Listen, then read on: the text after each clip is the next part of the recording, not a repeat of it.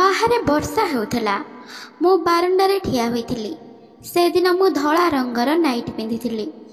ବର୍ଷା ବୁନ୍ଦା ମୋ କେଶ ଉପରେ ପଡ଼ୁଥିଲା। ହଠାତ୍ ଡୋରବେଲ୍ ବାଜିଲା। ମୁଁ କବାଟ ଖୋଲିବା ପରେ ଦେଖିଲି ମୋ ଜ୍ୱାଇଁ ମୋ ପାଖରେ ଠିଆ ହୋଇଛନ୍ତି। ସେ ହସିକି କହିଲେ, ତୁମେ ଆଜି ବହୁତ ସୁନ୍ଦର ଦେଖାଯାଉଛ ଶାଶୁମା। ମୁଁ ଟିକିଏ ଲଜ୍ଜିତ ହେଲି। ସେଦିନ ମୋ ସ୍ୱାମୀଙ୍କ ସହ ମୋର ଝଗଡ଼ା ହୋଇଥିଲା।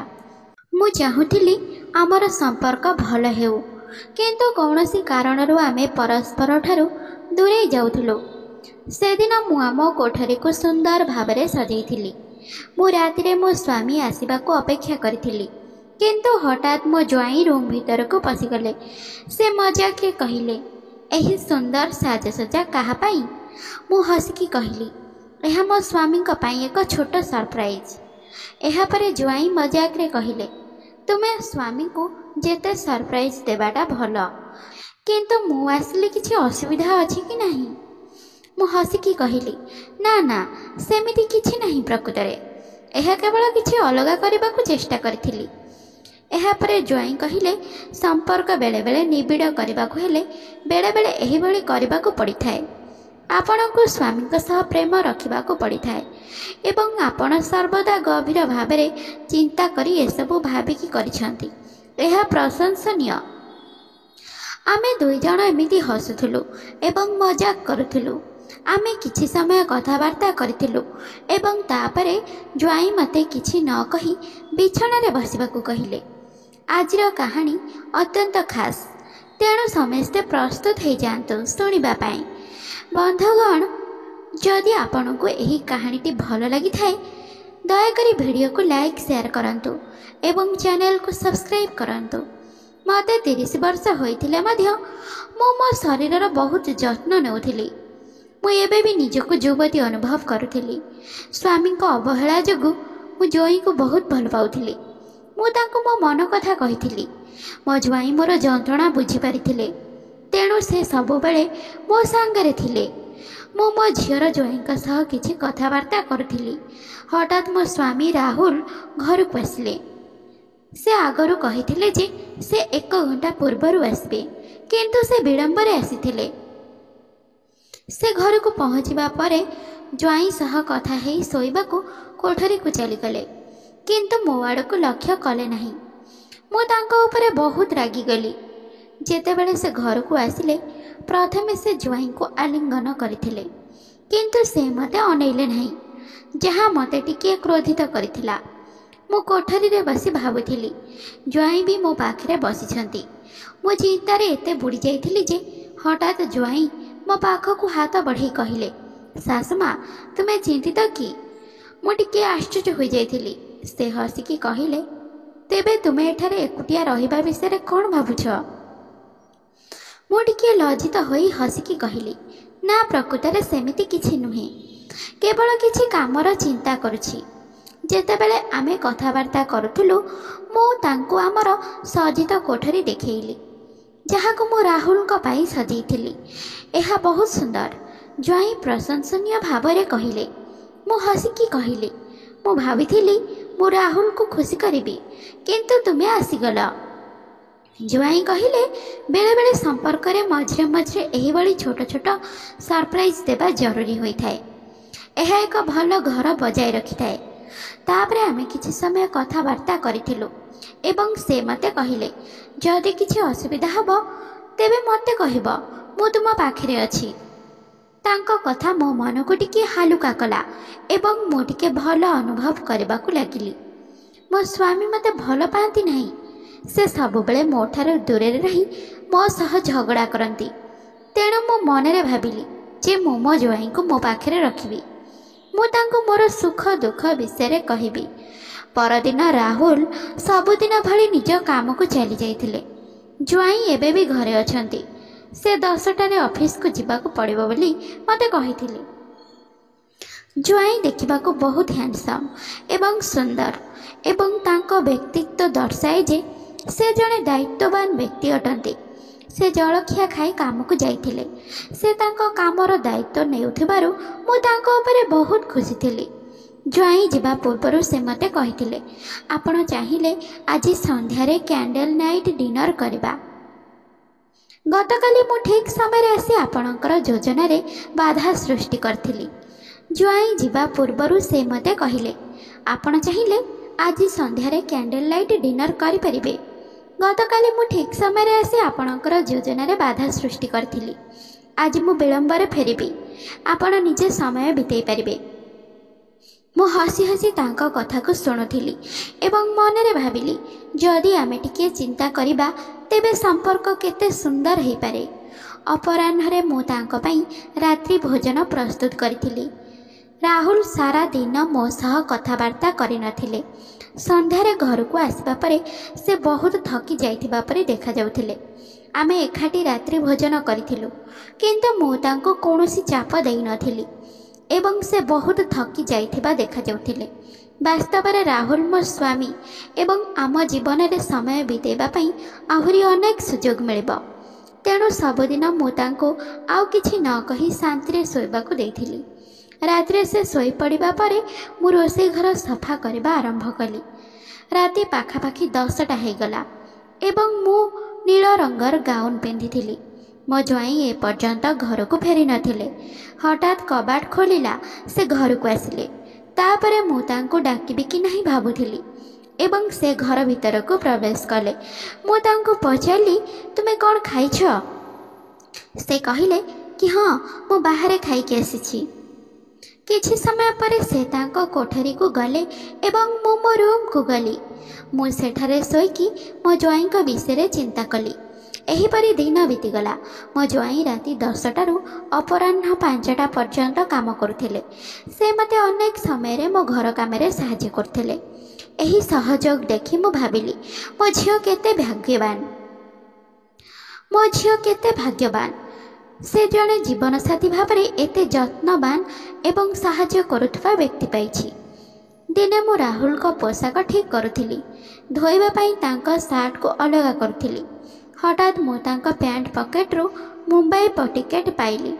मु तांको पचारली एही टिकेट कौन? से कहिले हाँ ऑफिस रो मते मुंबई टिकेट मिली। मते मुंबई जीवाको पड़िबो। सेठारे ऑफिस पार्टी अछि। मु भाबिली से मते सांगरे नै जिबे। मु तांको कहिली मते पार्टी को नै जाओ एवं आमे एखाटी भलो समय बितेबा। किंतु से हसिकी कहिले एही पार्टी ऑफिस रे समस्तक पई। एहा पारिवारिक इवेंट नुहे, तेणु तमे जाई परिबा नाही। से जहा कहिथिले सेथिरे मु टिके निराश होइथिली। मु आशा करुथिली जे बोधवे आमे एखाटी समय बितेबो। परदिन से 4 दिन पार्टी पाई मुंबई चली गले। सही समय रे मो ज्वाईंकर मध्य ऑफिस रे पार्टी पाई प्रस्तुत करुथिले। से मते तांको ऑफिस पार्टी को नेबा को प्रस्ताव देइथिले। जेउठी मो स्वामी मते कौनसी स्थान को नेबा को आग्रही नथिले सेठारे ज्वाई मते भलो समय बितेबार सुजोग देइथिले। मु एक सुंदर नील रंगर साड़ी पिंधिथिली जहाँ मते बहुत सुंदर देखा जाउथिला। ज्वाई मते देखि आश्चर्य होई गले। से मते देखि कहिले तुमे बहुत सुंदर देखा जाउछ सासुमा। तांको कथारे मु टिके लाजई गली। आमे एखाटी सेही पार्टी को जाइथिलु एवं मु बहुत भलो समय अतिबाहित कली। से मते धरी पार्टी को नहीं गले। सबुआड़े बुलाउथिले जेमिति मु तांकर बहुत निजर।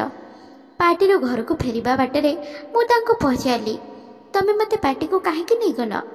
ज्वाई हसिकी उत्तर देले सासुमा पार्टी केवल कर्मचारी मानक पई नुहे, बेले बेले परिवार पई मध्य रहिबा उचित। मु तांको कथा सुनी भल अनुभव कली एवं मु अनुभव कली जे से प्रकृत में मते सम्मान प्रदर्शन करने को चाहूँगी। सही दिन राति रे जेतेबेले मु मो कोठरी रे पोशाक बदलौथिली मु मो पोशाक खोली पारि नथिली। राहुल मध्य घरे नथिले, तेणु मु टिके चिंतित थिली। एही समय रे मो ज्वाई आसी मते सहाय्य करथिले एवं तापरे से शीघ्र रूम रो बाहर जाइथिले। किछि समय परे मो बाहर को आसी तांको पचारली तुमर किछि असुविधा अछि कि? से हसिकी कहिले हाँ सासुमा मो कोठरी एसी खराब हो जाइछि। एते गरम रे एसी बिना सोइबा बहुत कष्टकर। आम घरे केवल 2टी एयर कंडीशनर थिला, गोटे मो कोठरी रे एवं अन्यटी गेस्ट रूम रे जेउठारे मो ज्वाई रहुथिले। ତାଙ୍କର ସମସ୍ୟା ବିଷୟରେ ଶୁଣି ମୁଁ ତାଙ୍କୁ ମୋ ରୁମ୍କୁ ଆସି ଶୋଇବାକୁ କହିଲି। ସେଦିନ ରାତିରେ ମୋ ଜ୍ୱାଇଁ ମୋ ରୁମ୍କୁ ଆସି ଶୋଇଥିଲେ। ଯଦିଓ ମୁଁ କିଛି ଅସୁବିଧା ଅନୁଭବ କରୁଥିଲି, ମୁଁ ତାଙ୍କ କଷ୍ଟ ବିଷୟରେ ଭାବି କିଛି କହିନଥିଲି। ପରଦିନ ସେ ଛୁଟିରେ ଥିଲେ ଏବଂ ଆମ ଘରର ରାସନ ପ୍ରାୟ ଶେଷ ହୋଇଯାଇଥିଲା। ମୁଁ ରାସନ କିଣିବା ପାଇଁ ବାହାରକୁ ଯିବାକୁ ଚାହୁଁଥିଲି, କିନ୍ତୁ ରାହୁଲ ଟଙ୍କା ଦେଇନଥିଲେ। ମୁଁ ଟିକିଏ ଚିନ୍ତିତ ଥିଲି। ଠିକ୍ ସେହି ମୁହୂର୍ତ୍ତରେ ଜ୍ୱାଇଁ କହିଲେ, ମା, ମୁଁ ଏହି ଘରର ଜଣେ ସଦସ୍ୟ, ତୁମେ ଚିନ୍ତା କର ନାହିଁ। ମୁଁ ଏହି ମାସର ରାସନ କିଣିବି। ଆଜି ମଧ୍ୟାହ୍ନ ଭୋଜନ ପାଇଁ ଆମେ ବାହାରକୁ ଯାଉଛୁ। ତାଙ୍କ କଥାରେ ମୁଁ ଆଶ୍ୱସ୍ତ ପାଇଲି ଏବଂ ଆମେ ବାହାରକୁ ଯିବାକୁ ପ୍ରସ୍ତୁତ ହେଲୁ। ପ୍ରଥମେ ଜ୍ୱାଇଁ ମୋତେ ଖାଇବାକୁ ଏକ ରେଷ୍ଟୁରାଣ୍ଟକୁ ନେଇଗଲେ। ଖାଇବା ପିଇବା ପରେ ଆମେ ମଲ୍ରେ ସପିଂ କରିବାକୁ ଯାଇଥିଲୁ। ମଲ୍ରେ ମୋତେ ଯାହା ପସନ୍ଦ ଆସିଲା ମୋ ଜ୍ୱାଇଁ ମୋତେ କିଣିକି ଦେଇଥିଲେ। ରାସନ ବ୍ୟତୀତ ମୁଁ ନିଜ ପାଇଁ ବହୁତ କିଛି କିଣିଥିଲି ଏବଂ ସମସ୍ତ ଖର୍ଚ୍ଚ ମୋ ଜ୍ୱାଇଁ ବହନ କରୁଥିଲେ। ରାସନରୁ କିଛି କିଣିଲେ ରାହୁଲ ମୋତେ ବାରମ୍ବାର ଗାଳି ଗୁଲଜ କରୁଥିଲେ, କିନ୍ତୁ ଜ୍ୱାଇଁ କିଛି କହିନଥିଲେ। ସେ ଚୁପଚାପ ନିଜର ଆବଶ୍ୟକୀୟ ସବୁ ଜିନିଷ କିଣି ଦେଇଥିଲେ। ତାଙ୍କର ଏହି ଭଲ ବ୍ୟବହାର ବେଳେବେଳେ ମୋତେ ଲାଗୁଥିଲା ଯେମିତି ସେ ମୋତେ ଖୁସି କରିବାକୁ ଚେଷ୍ଟା କରୁଛନ୍ତି। ସେହି ରାତିରେ ମୁଁ ମଲ୍ରେ କିଣିଥିବା ନୂଆ ନାଇଟ୍ ଡ୍ରେସ୍ ପିନ୍ଧିଥିଲି। ମୋତେ ସେହି ପୋଷାକରେ ଦେଖି ଜ୍ୱାଇଁ ଟିକେ ଆଶ୍ଚର୍ଯ୍ୟ ହୋଇ କହିଲେ, ଶାଶୁମା, ତୁମେ ବହୁତ ସୁନ୍ଦର ଦେଖାଯାଉଛ। ସେହି ରାତିରେ ସେ ପୁଣି ଥରେ ମୋ କୋଠରୀରେ ଶୋଇବାକୁ ଆସିଲେ, କାରଣ ଗେଷ୍ଟ ରୁମ୍ରେ ଥିବା ଏସି ଭାଙ୍ଗି ଯାଇଥିଲା ଏବଂ ମଧ୍ୟରାତ୍ରିରେ ମୁଁ ଅନୁଭବ କଲି ଯେ ମୁଁ ତାଙ୍କର ବହୁତ ପାଖକୁ ଲାଗିକରି ଶୋଇପଡ଼ିଛି। ଯେତେବେଳେ ମୁଁ ଉଠିଲି, ମୁଁ ଶୀଘ୍ର ଦୂରକୁ ଚାଲିଗଲି ଏବଂ ମୋ କାମରେ ଧ୍ୟାନ ଦେଲି। ଆଉ ଜ୍ୱାଇଁ ଛୁଟି ନେଇଥିଲେ। ଜଳଖିଆ ପରେ ଯେତେବେଳେ ମୁଁ ରୋଷେଇ ଘରେ ବାସନ ସଫା କରୁଥିଲି, ସେ ପଛପଟୁ ଆସି ହାଲୁକା ମୋତେ ଚିମୁଟି ପକାଇଲେ। ମୁଁ ଆଶ୍ଚର୍ଯ୍ୟ ହୋଇ ହଠାତ୍ ଭାରସାମ୍ୟ ହରାଇ ତାଙ୍କ ଉପରକୁ ଖସି ପଡ଼ିଲି। ସେହି ସମୟରେ ଆମେ ପରସ୍ପରର ଅତି ନିକଟତର ହେଲୁ ଏବଂ ମୋ ହାତରେ ଥିବା ଅଟା ତାଙ୍କ ପାଟିରେ ବାଜିଥିଲା। ଏହାକୁ ଦେଖି ଆମେ ଦୁହେଁ ହସିଥିଲୁ। ସେ ହସିକି କହିଲେ, ତୁମ ମନ ଦୁଃଖ ଥିଲା ଏବଂ ମୁଁ ଏହା ଭିତରୁ ଖୁସି ବାହାର କରିବାକୁ ଚେଷ୍ଟା କରୁଥିଲି। ଆମେ କିଛି ସମୟ ହସିଲୁ, ତାପରେ ଆମେ ଆମ କାମ କରିବାକୁ ଲାଗିଲୁ, କିନ୍ତୁ ତାଙ୍କ ଦୟା ଏବଂ ଯତ୍ନ ମୋ ହୃଦୟରେ ରହିଗଲା। ସେହି ଦିନଠାରୁ ମୁଁ ଭାବିବାକୁ ଲାଗିଲି, ଯଦିଓ ମୋ ସ୍ୱାମୀ ମୋତେ ବାରମ୍ବାର ଚିଡ଼ଉଥିଲେ, ମୋ ଜ୍ୱାଇଁ ସବୁବେଳେ ମୋର ଯତ୍ନ ନେଉଥିଲେ। ଯଦିଓ ସେ ମୋ ସ୍ୱାମୀଙ୍କ ଠାରୁ ଟିକିଏ ସାନ ଥିଲେ, ତଥାପି ସେ ଅଧିକ ଯତ୍ନବାନ ଥିଲେ ଏବଂ ସ୍ମାର୍ଟ ଥିଲେ। ଦିନେ ସେ ମୋତେ କହିଲେ, ମୁଁ ଜାଣେ ଜଣେ ମହିଳାଙ୍କର ଯତ୍ନ କିଭଳି ନେବାକୁ ପଡ଼ିବ। ରାହୁଲ ରାତିରେ ଘରକୁ ଆସିଥିଲେ ଏବଂ ମୁଁ ଏକ ନୂଆ ନାଇଟ୍ ଡ୍ରେସ୍ ପିନ୍ଧିଥିଲି। ରାହୁଲ ଆଶ୍ଚର୍ଯ୍ୟ ହୋଇ ମୋତେ ପଚାରିଲେ, ଏହି ପୋଷାକ କେଉଁଠୁ ଆସିଲା? ମୁଁ ତାଙ୍କୁ କହିଲି, ମୁଁ କିଛି ଟଙ୍କା ସଞ୍ଚୟ କରିଥିଲି, ତେଣୁ ମୁଁ ନିଜ ପାଇଁ ଏହି ପୋଷାକ କିଣିଥିଲି। ସେ ମୋତେ ସନ୍ଦେହଜନକ ଦୃଷ୍ଟିରେ ଦେଖୁଥିଲେ, କିନ୍ତୁ ମୁଁ ତାଙ୍କ ସନ୍ଦେହକୁ ଗୁରୁତ୍ୱ ଦେଇନଥିଲି।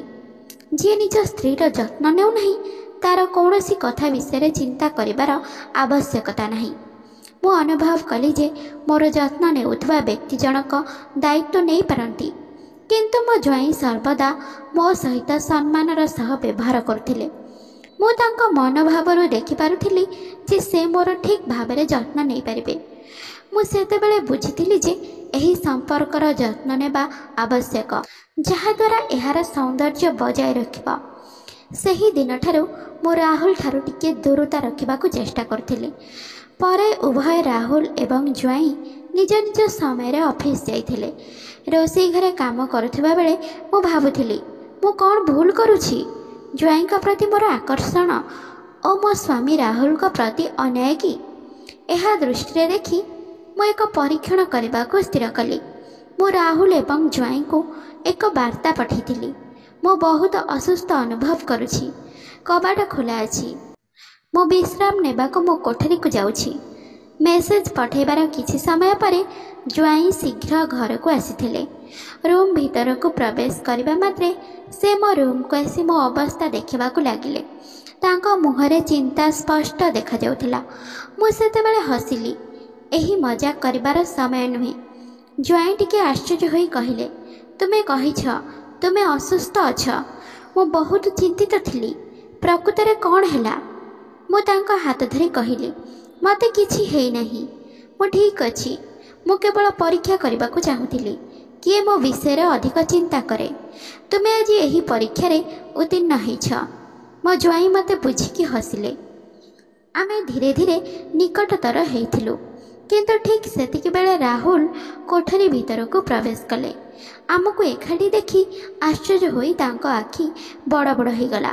ସେ ତୁରନ୍ତ ସେଠାରେ ପହଞ୍ଚି ମୋତେ ମୋ ଜ୍ୱାଇଁଙ୍କଠାରୁ ଦୂରକୁ ଠେଲି ଦେଇ ଆଶ୍ଚର୍ଯ୍ୟ ହୋଇ ପଚାରିଲେ, କ'ଣ ହେଉଛି? ତୁମେ ତୁମ ଜ୍ୱାଇଁଙ୍କ ସହିତ ଏମିତି କରିପାରିବ କି? ରାହୁଲ ବହୁତ ରାଗିଯାଇ କହିଲେ, ତୁମେ କେବେ ମୋ ବିଷୟରେ ଚିନ୍ତା କରୁନାହଁ। ତୁମେ କ'ଣ କରୁଛ ତାହା ତୁମେ ଜାଣିଛ ତ?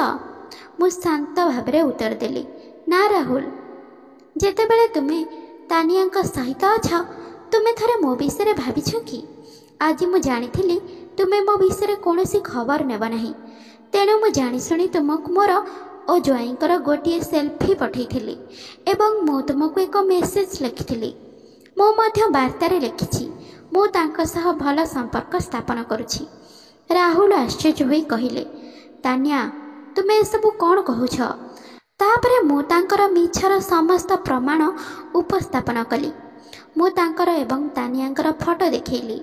ମୁଁ ତାଙ୍କ ସମ୍ପର୍କ ବିଷୟରେ ସବୁ କିଛି ଜାଣିଥିଲି, କିନ୍ତୁ ମୁଁ ମୋର ବୈବାହିକ ଜୀବନ ପାଇଁ ଚୁପ୍ ରହିଲି। ମୁଁ ଧୈର୍ଯ୍ୟର ସହ କହିଲି, ଅଫିସ୍ ମିଟିଂ ନାଁରେ ତୁମେ ବାହାରକୁ ଯାଇ ତାନିଆଙ୍କ ସହ ସମୟ ବିତାଉଛ ଏବଂ ଏଥିପାଇଁ ବହୁତ ଟଙ୍କା ଖର୍ଚ୍ଚ କରୁଛ। କିନ୍ତୁ ଯେତେବେଳେ ମୁଁ କିଛି ଛୋଟ ଜିନିଷ ମାଗିଲି, ସେତେବେଳେ ତୁମେ କୁହ ଖର୍ଚ୍ଚ କମ୍ କର।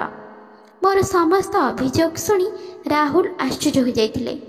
ମୁଁ ଆହୁରି କହିଥିଲି, ମୁଁ ଏତେ ଦିନ ଧରି ଚୁପ୍ ରହିଥିଲି। ଭାବିଥିଲି ବୋଧହୁଏ ମୁଁ କେଉଁଠି ଭୁଲ କରିଥିଲି, କିନ୍ତୁ ଜ୍ୱାଇଁ ମୋତେ ତୁମର ପ୍ରକୃତ ସ୍ୱଭାବ ଦେଖାଇଛନ୍ତି। ଯେତେବେଳେ ମୁଁ ଭାଙ୍ଗି ଯାଉଥିଲି, ମୋ ଜ୍ୱାଇଁ ମୋତେ ସାହସ ଦେଉଥିଲେ। ରାହୁଲ କିଛି କହିବାକୁ ଚେଷ୍ଟା କରୁଥିଲେ, କିନ୍ତୁ ମୁଁ କହିଥିଲି, ନିଜ ଉପରେ ନଜର ପକାଅ। ଯେଉଁ ସନ୍ଦେହରେ ତୁମେ ଆମକୁ ଦେଖୁଛ, ତାହାକୁ ଦୂର କର। ତୁମେ ଯାହା କରୁଛ ତାହା କ'ଣ ଠିକ୍? ତୁମେ ଠିକ୍ କରୁଛ କି? ଯଦି ତୁମେ ଭାବୁଛ ତୁମର କୌଣସି ଦୋଷ ନାହିଁ, ତେବେ ମୋର ଏବଂ ମୋ ଜ୍ୱାଇଁଙ୍କର କିଛି ଭୁଲ ନାହିଁ। ମୋ ଜ୍ୱାଇଁ ଏବଂ ମୋ ମଧ୍ୟରେ କିଛି ଭୁଲ ନଥିଲା। ବାସ୍ତବରେ ଆମେ ଦୁହେଁ ତୁମକୁ ଏକ ଶିକ୍ଷା ଦେବାକୁ ଚାହୁଁଥିଲୁ ଏବଂ ଆଜି ଆପଣ ଯାହା ଦେଖିଲେ ତାହା ନାଟକର ଏକ ଅଂଶ ଥିଲା। ଯଦି ମୋତେ ଅନ୍ୟ କାହା ସହିତ ଦେଖି ତୁମକୁ କଷ୍ଟ ହେଉଛି, ତାହେଲେ ତୁମେ ଭାବୁଛ କି ମୁଁ ତୁମକୁ ଅନ୍ୟ ଝିଅ ସହିତ ଗ୍ରହଣ କରିପାରିବି? ଏଥର ରାହୁଲ ମୁଣ୍ଡ ନୁଆଁଇ ଠିଆ ହୋଇଥିଲେ। ମୁଁ ମୋର ବ୍ୟାଗ୍ ଉଠାଇ ଘରୁ ବାହାରିବାକୁ ସ୍ଥିର କଲି, କାରଣ ମୁଁ ଅନ୍ୟ କିଛି ଗ୍ରହଣ କରିପାରିଲି ନାହିଁ। କିନ୍ତୁ ସେହି ସମୟରେ ରାହୁଲ ମୋ ହାତ ଧରି ମୋତେ ଅଟକାଇଥିଲେ। ସେ କ୍ଷମା ମାଗିଲେ ଏବଂ ପ୍ରତିଶ୍ରୁତି ଦେଲେ ଯେ ଆଜିଠାରୁ ସେ ଅନ୍ୟ କୌଣସି ଝିଅ ପଛରେ ଯିବେ ନାହିଁ ଏବଂ ମୋ ପ୍ରତି ଭଲରେ ରହିବେ। ମୁଁ ମୋ ଜ୍ୱାଇଁଙ୍କୁ ଧନ୍ୟବାଦ ଜଣାଉଛି। ତାଙ୍କର ସମର୍ଥନ ଯୋଗୁଁ ଆଜି ମୋ ପରିବାର ବଞ୍ଚିଯାଇଛି। ଆଜି ଆମେ ଦେଖୁଛୁ ଯେ ଦୁନିଆରେ ଲୋକଙ୍କ ପରିବାର ସହିତ ଅନେକ ପୁରୁଷ ଓ ମହିଳା ବାହ୍ୟ ସମ୍ପର୍କରେ ଜଡ଼ିତ ହେଉଛନ୍ତି, କିନ୍ତୁ ଏହା ବୁଝିବା ଜରୁରୀ ଯେ ବାହାରେ କେହି ଆପଣଙ୍କୁ ଆପଣଙ୍କର ପରିବାର କିମ୍ବା ସାଥୀ ପରି କେବେ ବି ସୁରକ୍ଷା ଦେଇପାରିବେ ନାହିଁ। ବାହାର ଲୋକ ସେମାନଙ୍କର ଆବଶ୍ୟକତା ପୂରଣ କରିବାକୁ ଆସନ୍ତି। ଆଜିକାଲି ବିବାହ ପରେ ବାହାରେ ସମ୍ପର୍କ ଯୋଗୁଁ ଛାଡ଼ପତ୍ର ସଂଖ୍ୟା ବଢ଼ିବାରେ ଲାଗିଛି। ଏହିପରି ପରିସ୍ଥିତିରେ ଘରୁ ବାହାରି ଯାଆନ୍ତୁ ନାହିଁ, ଯାହାର କେବେ ସମାଧାନ ହୋଇନଥାଏ। ବରଂ ପରିସ୍ଥିତିକୁ ଆହୁରି ଗମ୍ଭୀର କରିବା ଦରକାର। ଜଣେ ସ୍ତ୍ରୀ ସେହି ବ୍ୟକ୍ତି ଯିଏ ନିଜ ସ୍ୱାମୀକୁ ଭୁଲ ମାର୍ଗରୁ ସଠିକ୍ ମାର୍ଗକୁ ଫେରାଇ ଆଣିପାରିବ। ପ୍ରତ୍ୟେକ ପତ୍ନୀ ଏହା ବୁଝିବା ଦରକାର। ତ ଶ୍ରୋତାବନ୍ଧୁମାନେ, ଆଶା କରୁଛି ଆଜିର ଏହି କାହାଣୀଟି ଆପଣମାନଙ୍କୁ ନିଶ୍ଚିନ୍ତ ପସନ୍ଦ ଆସିଥିବ। ଆଉ ପସନ୍ଦ ଆସିଥିଲେ ଭିଡ଼ିଓଟିକୁ ଲାଇକ୍, ସେୟାର ଆଉ ଚ୍ୟାନେଲକୁ ସବସ୍କ୍ରାଇବ୍ କରିବାକୁ ବିଲକୁଲ ବି ଭୁଲନ୍ତୁ ନାହିଁ। ତେବେ ଆଜି ପାଇଁ ରହୁଛି, ବାଏ। ପୁଣି ଦେଖା ହେବ ଆଉ ଏକ ସୁନ୍ଦର କାହାଣୀ ସହିତ ଆଉ ଏକ ନୂଆ ଭିଡ଼ିଓରେ। ଧନ୍ୟବାଦ।